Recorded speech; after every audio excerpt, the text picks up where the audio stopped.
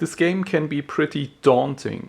Every run, every playthrough is different, every type of player is different. And if you don't know what to do, then you can always refer to those 3 steps like a red line. The first one would be to secure enough starting territory, enough sectors. Because now, when you have built your station, the run on the empty sectors, the gray sectors, is going on, and the other factions are moving their fleets to claim these. And your best chance to get more of them is to build a few cheap factories like solar power plants or the protein paste blending facility. That's also very cheap. Once you have the first station, load that up into your elephant. So we are looking for the high volume, that's the station kits, and we're loading from left to right. The right arrow and enter. And then I'm sending my ship from here. He will take a jump beacon that is here, jump here, and then fly to this sector, which has a high sun intensity, so perfectly suited for a solar power plant. We also have a second trading station here, and we are projecting a zone of control over this sector, so we probably get that one too. That's the first step. Try to get as many of those gray sectors as you can. But each time when you claim a sector, you will lose reputation with all factions that have a direct border to the sector that you are claiming. And the amount of reputation that you are losing can be seen if you go from the personal console to the Ministry of War. That's like your diplomatic overview. And up here you will see how much of the galaxy, the share of the galaxy that you control. In my case, it's a galaxy of 139 sectors, and I have 2. And if you multiply the number that you have by 500, that's the amount of reputation that you will lose when you claim a sector with each neighbor. And you can see your exact amount of reputation if you are in the Ministry of War and switch over to diplomacy. And here you have all the factions, and you can see your reputation.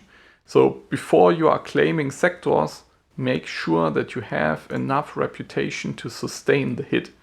So in my case, I need more Argon reputation because we are claiming a sector that is adjacent to the Argons.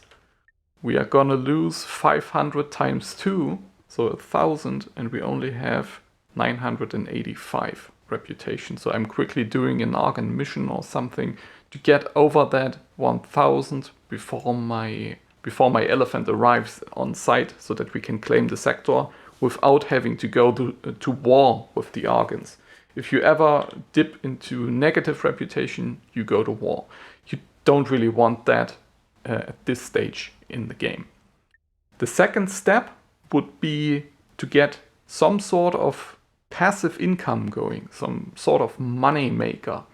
You have to pay your ships, you have to pay for certain things that you might need to buy, and if you start building your industry before you consider ways how to make money, then you will run into issues. I have seen this in a lot of Let's Plays for Mayhem in general, and I will show you a few tricks and techniques how you can achieve a stable income situation. And the third and final point would be to get independent with your crafting material.